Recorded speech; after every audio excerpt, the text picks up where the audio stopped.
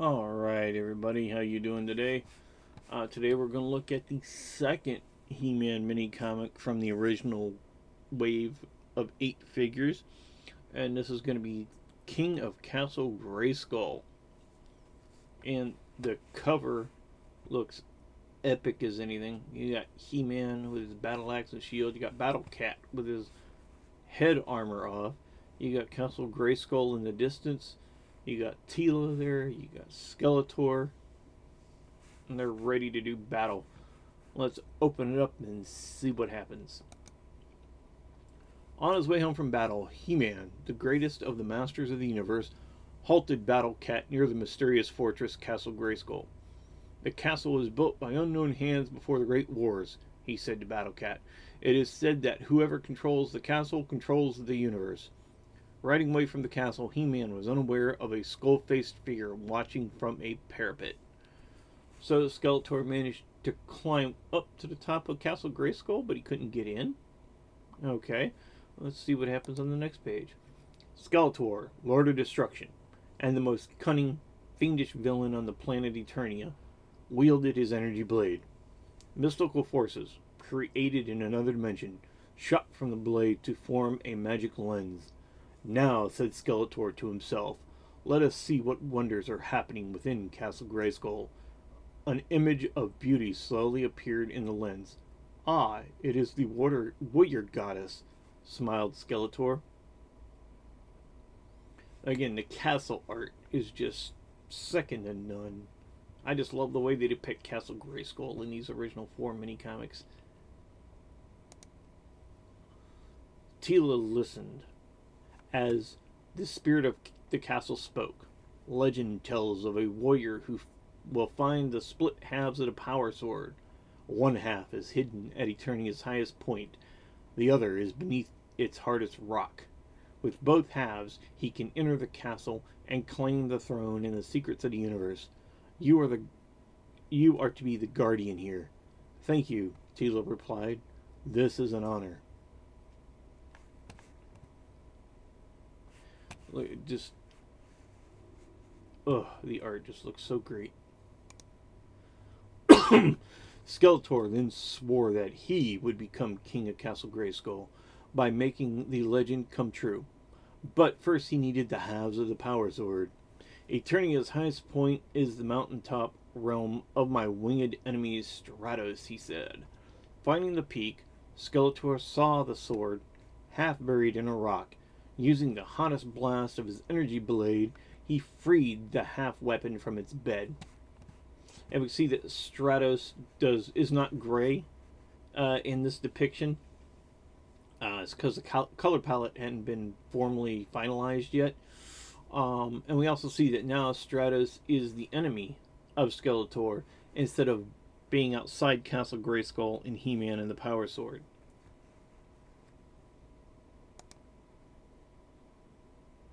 The second clue can refer only to the hard rock upon which He-Man built his home, grinned Skeletor. With obedient Merman to aid him, Skeletor went to He-Man's home. Before He-Man could grab one of his superpower outfits, Merman attacked. Not even Battle Cat could protect his master. As He-Man fell, Skeletor's energy blade revealed the other half of the coveted power sword.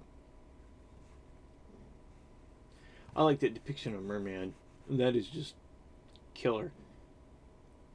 That is just a real killer depiction of Merman. I liked what they did with him in the 2002 toy line where they give him a trident instead of a sword. That made a little bit more sense for an underwater villain.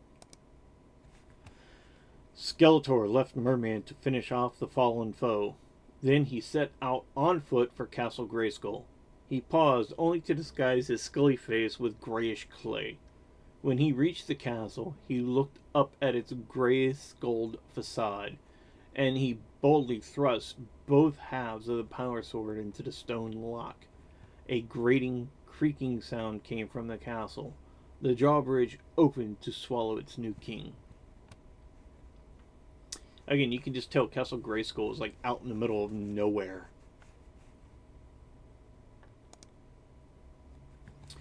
Tila trustingly waited, and the disguised Skeletor walked through the castle and rode to the upper level on the elevator. She saw that his face was much like that of the castle's own facade. "You must be the king," exclaimed Tila, "but I did not expect you to arrive so soon." "Don't waste a king's time with chatter, woman," he bellowed. "Just show me to my majestic throne." It just looks great.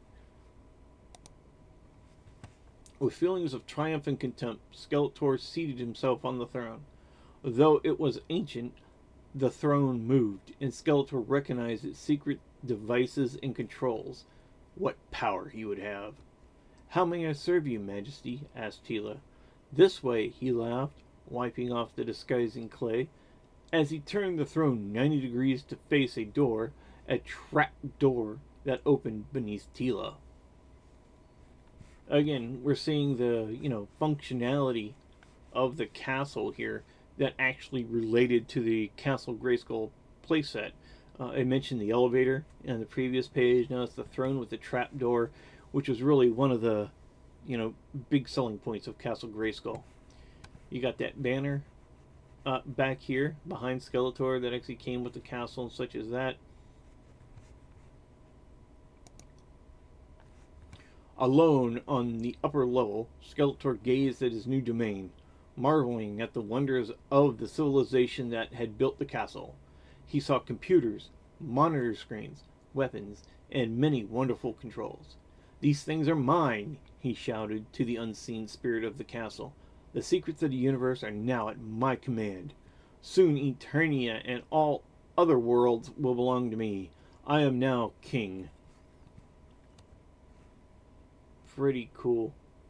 I never thought that was daylight. I thought that was another level of the castle. But look at that. All the technology and stuff like that. Sweet. As Skeletor studied the many marvels of the castle, Merman was still engaged in a losing battle. "You should have hurried back to your sea when you had a chance," yelled He-Man, "because I have had time to get into my force field garment."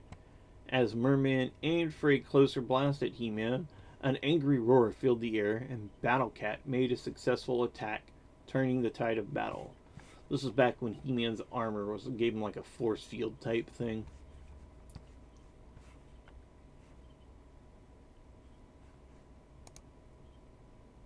Battered and defeated, Merman limped away to heal his wounds.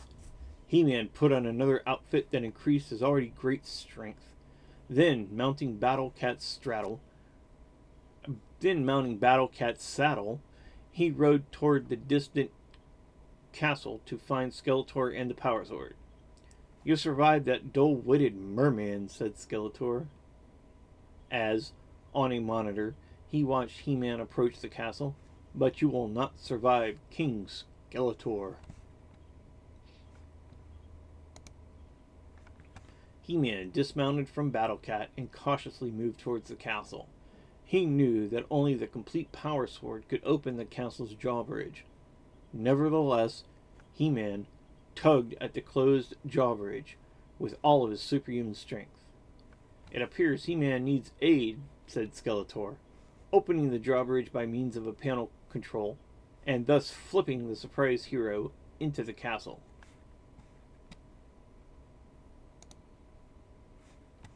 "Castle Grayskull now has its king," taunted Skeletor. "Are you not going to kneel to the king?" "You will not be so glib once I wipe that grin from your skull face, fiend," threatened He-Man. "We shall see, oafish one," laughed Skeletor, his fingers moving to one of the throne's hidden controls to release a barrage of jolting energy. Darkness came swiftly to He-Man.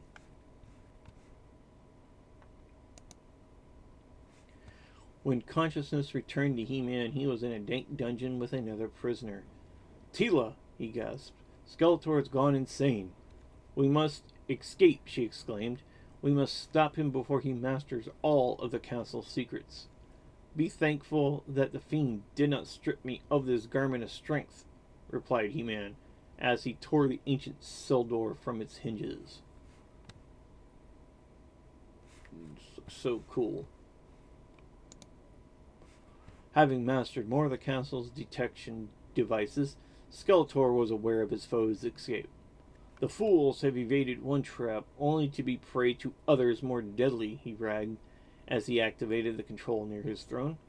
In response, empty suits of armor moved to the weapons rack, taking instruments of death from its cache.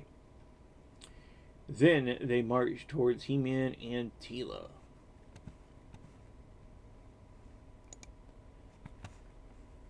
Wanting to watch his enemies defeat, Skeletor took the power sword and stepped back from the throne. He-Man continued to battle the moving but lifeless army. When one armor fell, another took its place. Enjoying He-Man's almost sure defeat, Skeletor forgot about the warrior goddess. Then suddenly he felt a hard blow from Teela's spear. Something fell from Skeletor's hand. "My power sword!" he screamed. Look at he's beating him with a leg. It's just awesome looking.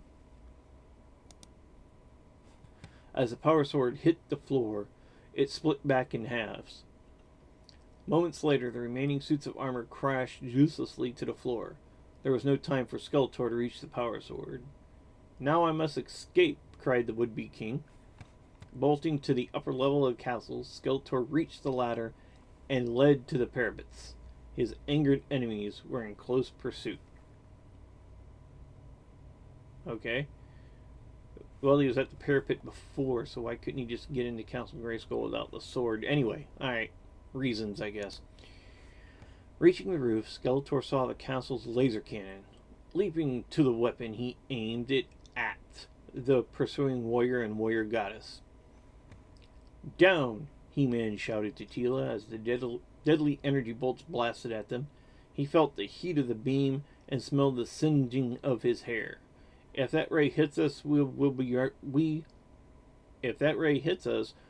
burned to ashes." Skeletor fired again. Again, they're working the play elements of Castle Grayskull into this. The laser cannon was one of the killer things on the castle, no pun intended. What they did with the other castle tower is they made the Point Dread accessory, which attached to that.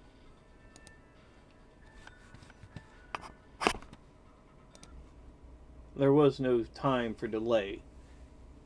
In a blurred movement, He-Man lunged forward with a speed incredible for a man his size. With a powerful shove, he turned the laser cannon's direction of fire.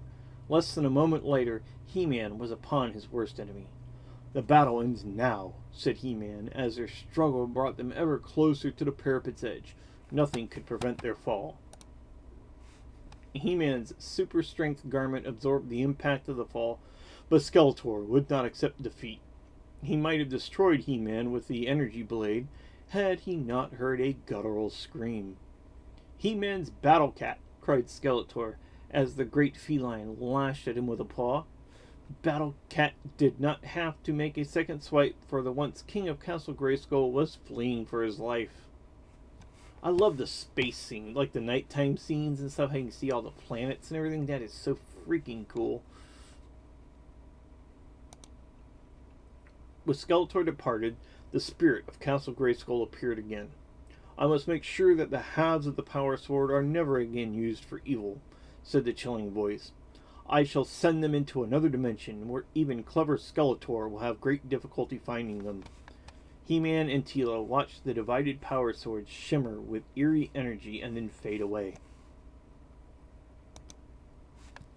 Centuries may pass before the true king comes to claim his throne and fulfill the prophecy of the legend, said the spirit.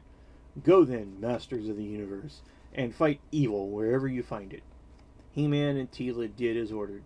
As they departed, the spirit of Castle Grayskull seemed to smile, knowing that at the proper time He-Man would prove himself to be the true king of Castle Grayskull.